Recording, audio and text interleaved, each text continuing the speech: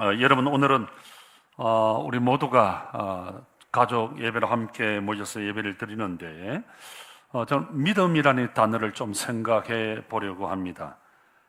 우리가 믿음이라고 할 때 굉장히 관념적으로 또 추상적으로 현실성이 없는 그런 단어로 생각할 때가 참 많이 있다고 생각합니다.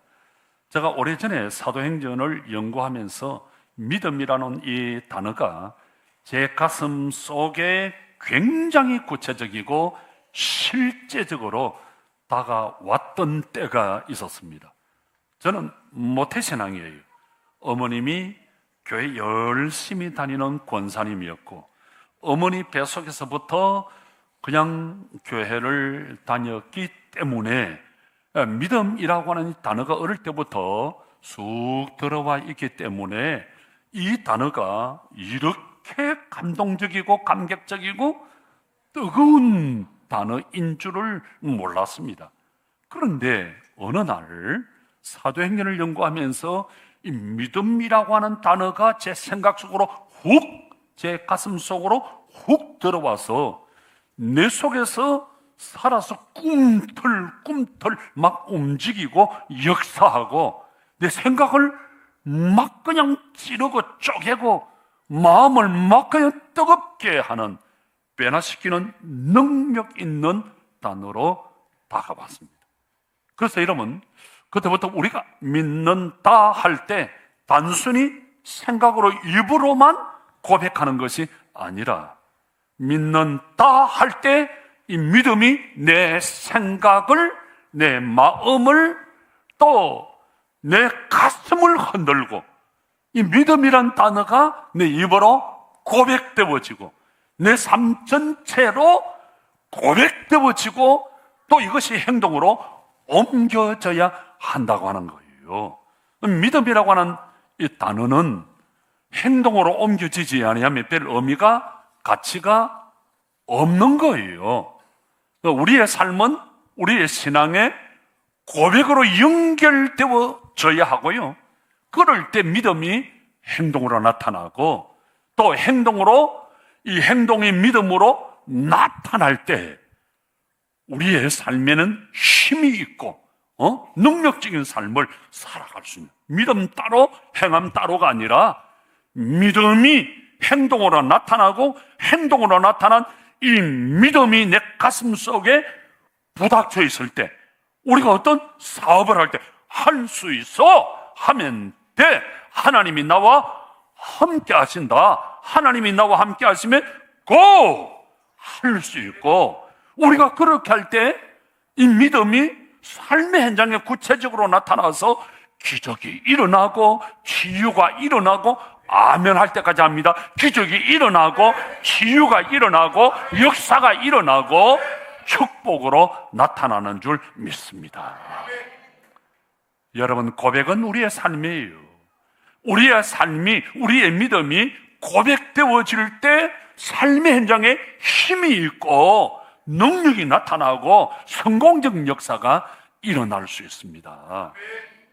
저는 참 오랫동안 믿음이 무엇인가 하는 이 문제를 고민을 많이 해온 사람이에요.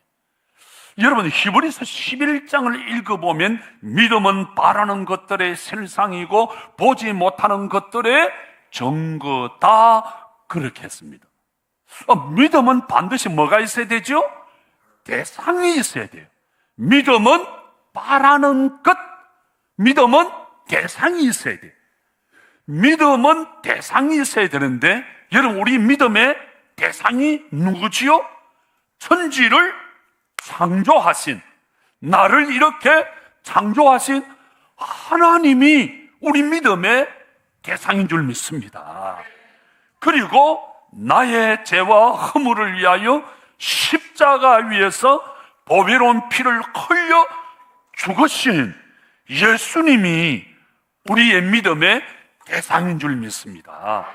그리고 예수를 믿을 때, 그 예수를 믿을 때 내 속에 내주하시는, 나와 함께 하시고 나의 연약함을 도우시는 보혜사 성령님이 우리의 믿음의 대상인 줄 믿습니다. 그래서 히브리서 11장에 나오는 믿음의 사람들, 믿음의 견주자들은 어떤 믿음을 가지고 있었느냐 하면, 여러분 4절에 보면 누가 나옵니까? 아벨이 나오고요, 5절에는 에녹이 나오고요, 7절에는 노아가 나오고, 8절에는 믿음의 조상 아브라함이 나오고, 9절에는 이삭과 야곱이 나오고, 11절에는 아브라함의 그 아내 사라가 나오고, 21절에는 이스라엘의 리더십인 모세가 나오고, 계속해서 기라성 같은 믿음의 이인들의 이야기가 계속해서 나오는 게 히브리서 11장이에요. 히브리서 11장에 믿음으로 산 사람들, 다시 말하면 히브리서 11장은 믿음이 뭐냐? 믿음은 아브라함처럼 이렇게 믿고 이렇게 사는 거야. 믿음은 노아처럼, 믿음은 아벨처럼, 믿음은 모세처럼 이렇게 사는 거야. 그런 이야기예요. 그런데 히브리서 11장에 나오는 많은 믿음의 이인들, 그 공통점이 뭐죠?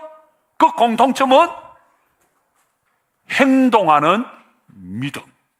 입으로만 믿는다 하지 아니하고 행동으로 하나님, 제가 믿습니다, 그렇게 믿음을 나타낸. 예컨대 아벨은 희생제물로 하나님, 내가 하나님을 믿습니다, 하나님께 자기의 믿음을 보여주었어요.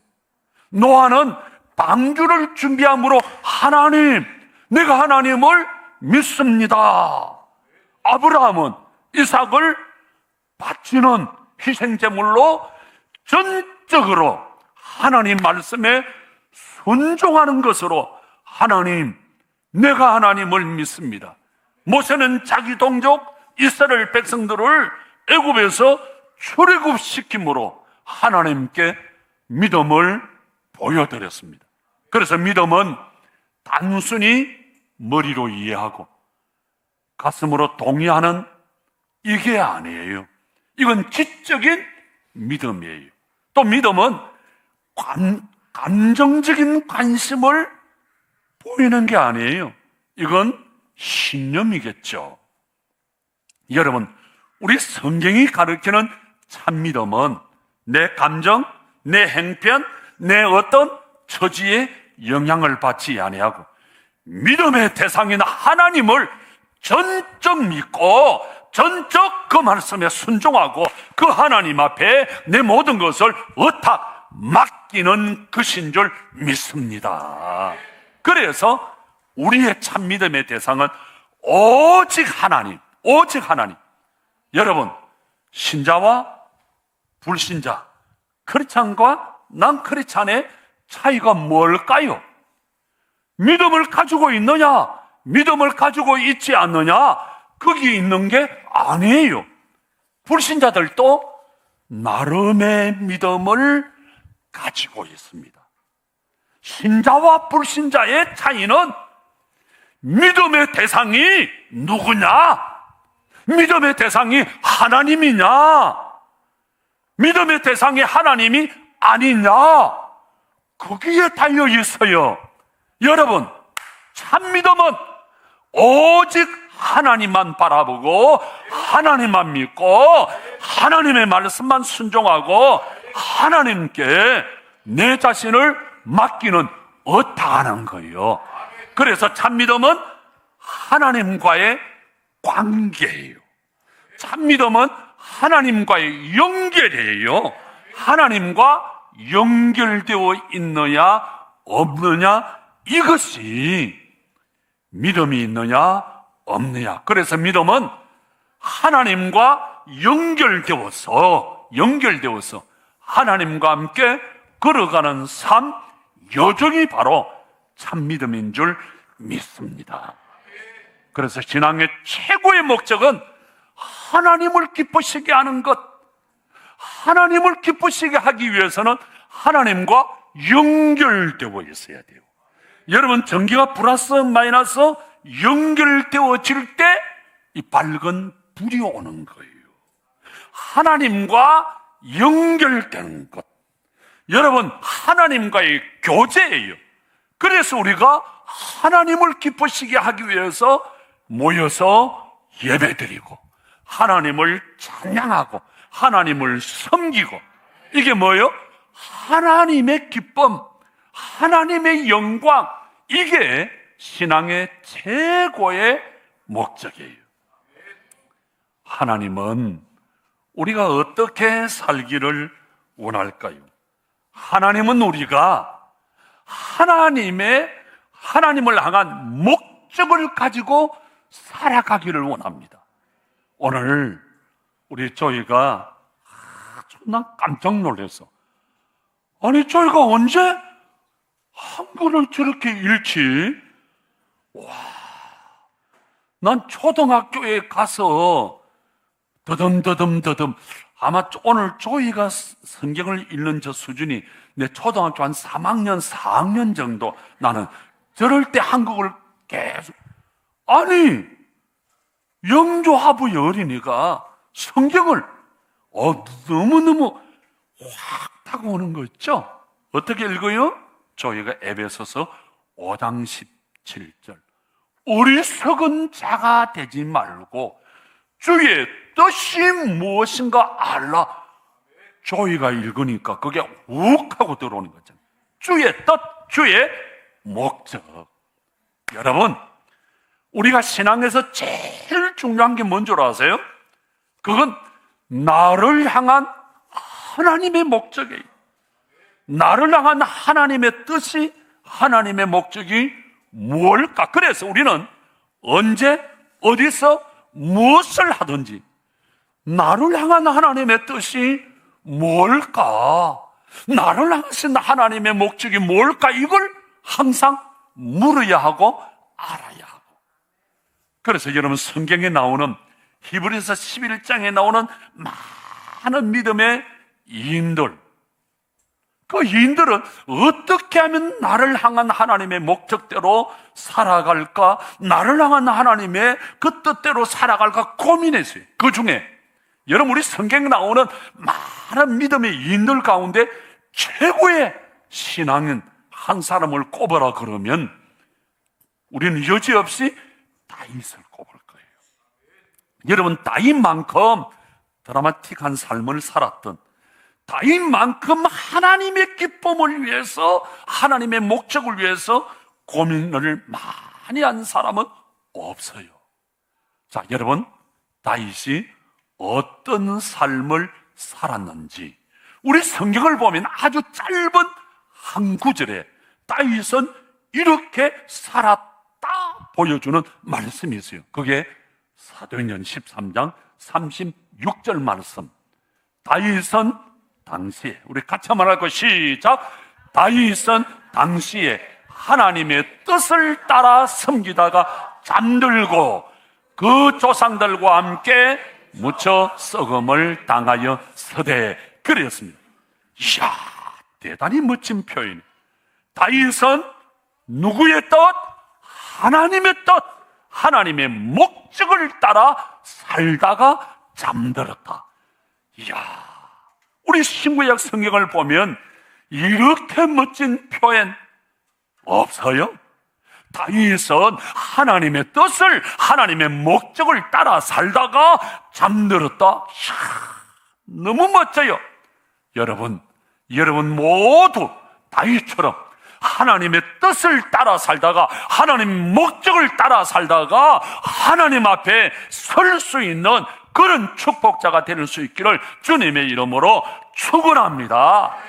다윗은 목적 중심, 비전 중심의 삶을 살았던 사람이에요. 그런데 이 목적 중심, 비전은 내가 만드는 게 아니에요. 발견하는 거예요. 그거 어떻게 발견하느냐? 발견하려고 하면 많이 보아야 돼. 그래서 우리가 그 전에 수학여행을 가지요. 수학여행을 가면 와, 많이 발견했다. 또 우리나라가 그 전에 못 살 때 저 선진국으로 우리가 여행을 떠납니다. 갔다 오면 와, 그 나라는 이렇게 많이 발견하는 거예요. 자, 여러분, 목적 중심은 내가 만드는 게 아니에요. 발견하는 거예요. 발견하려고 하면 많이 보아야 하고 많이 알아야 해야 돼요. 그래서 여러분, 이 비전 중심, 목적 중심이 되려고 하면 많이 보아야 돼. 말씀을 많이 보아야 돼. 많은 것을 보아야 돼. 하나님의 창조 세계를 보고 하나님의 말씀을 많이 보고 볼 때 비전이 생기는 거예요. 그래서 텔레비전이에요.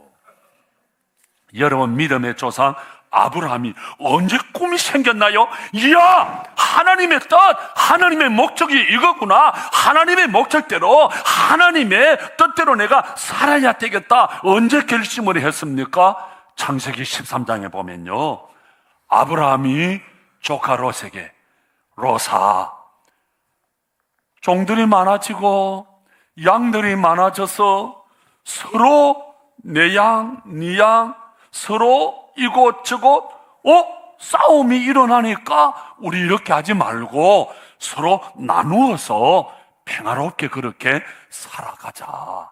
롯아, 저기 봐. 너가 오른쪽 하면 내가 왼쪽을 하고, 너가 왼쪽 하면 내가 오른쪽을 할게. 너가 먼저 선택을 해. 그렇게 아브라함이 조카 롯에게 이야기를 합니다. 조카 롯이 너무 좋아요. 삼촌이 나보고 먼저 하라 그러네. 그래서 그때 조카 롯이 에이 삼촌, 내가 오늘까지 살아온 것이 삼촌의 은혜, 삼촌 덕분에 내가 이렇게 잘 살고 있는 거 아닙니까? 아니, 그건 아니에요. 삼촌이 먼저 하세요. 이렇게 해야 되는데 조카 롯이 감사합니다 삼촌. 보니까 저쪽에 풀이 많고 물이 있고 양들이 살기 너무 좋은 곳, 삼촌 나 이쪽 할래요 하고는 가버렸어. 아브라함이 생각하니까 남은 땅은 울퉁불퉁 강야, 양이 살아갈 수 없는 그런 곳이에요. 이걸 어떡하지? 힘이 쫙, 어깨가 축 늘어져 가지고 힘이 없이 그렇게 있는데 하나님께서 14절에 아브라함아, 아브라함아, 눈을 들어 동, 서, 남, 북을 보아라. 눈을 들어 동서남북을 보아라. 더 보는데 하나님께서 내가 너에게 너 보이는 땅을 너에게 줄 것이다. 조금 전까지만 해도 강야, 울퉁불퉁 못 쓰는 땅이었는데 하나님의 말씀을 듣고 눈을 들어 보니까 우와, 너무 좋은 거예요. 하나님 주세요. 하나님 주세요. 아브라함이 하나님의 말씀을 듣고 그 땅을 바라보니까 얼마나 좋은지. 땅이 생기고 목적이 생기고 살아갈 용기가 생기고. 그래서 성경은 이 예언의 말씀을 읽고 듣고 지키는 자가 뭐가 있다? 복이 있다. 시편 1편 2절에 복 있는 사람은 악인의 꾀를 쫓지 아니하고 죄인의 길에 서지 아니하고 오만한 자의 자리에 앉지 아니하고, 2절에 오직 여호와의 말씀을 즐거워하여 그 말씀을 주야로 묵상하는 자로다. 여러분, 많은 사람들이, 우리 주위에 많은 사람들이, 소위 성공한 사람들이, 잘 나가던 사람들이 망가지는 모습을 너무 많이 봅니다. 사업을 하시던 분이 돈을 많이 벌었는데, 성공을 했는데 자기의 꿈과 목적을 이루지 못해요. 정치를 하는 사람이 국회의원이 되고 대통령이 되었는데 자기의 꿈과 목적을 이루지 못해요. 왜 그럴까요? 목적 중심의 삶이 아니었기 때문에. 여러분, 목적과 목표는 너무 비슷한데 다른 거예요. 제가 여기에서 제가 마라톤을 많이 해봤어요. 마라톤 완주 메달이 한 서너 개 있다고요. 이런 와 해야 되는데 마라톤을 제가 해봤어요. 자, 마라톤 풀코스 거리가 얼마인 줄 아세요? 자, 여러분, 어제 제가 어디 갔더니 제가 어제 판문점 남북 정상회담 하는 곳에 갔다 왔어요. 판문점. 그 가니까 어떤 분이 아주 좋은 신발 깔창인데 이건 종이로 만든 건데 땀 냄새가 전혀 나지 않는데요. 그래서 이걸 내가 선물을 받으면 어떤 분에게 줘야지 하고 내가 가져왔어. 자, 질문. 아는 분에게 이 선물을 드립니다. 마라톤 풀코스 거리가 얼마예요? 아이고, 이거 큰일 났네. 다 줘야 돼. 42.19. 이거 드릴게요. 이거 드릴 테니까. 19인데. 자, 내가 여기서 고린 지점까지 42.19까지 달리기를 합니다. 자, 그러면, 자, 이게 목표예요. 저 골 지점이. 자, 이 목표는 구체적이지요? 자, 내가 얼마를 뛰었다, 얼마를 남았다, 이게 분명해요. 내가 뛸 수 있다, 없다, 이게 분명한 거예요. 그런데, 목적은 내가 어떤 목적에서 어떤 이유로 뛰었는가 하는 거예요. 모티브. 여러분, 목적은 눈에 보이는 게 아니에요. 여러분, 모티브는 우리가 삶을 살아가는 근본적인 이유예요. 철학적인 무릎이에요. 그런데 문제는 사람들은 목표는 잘 세우는데 목적이 없어. 내가 얼마를 벌겠다, 100억!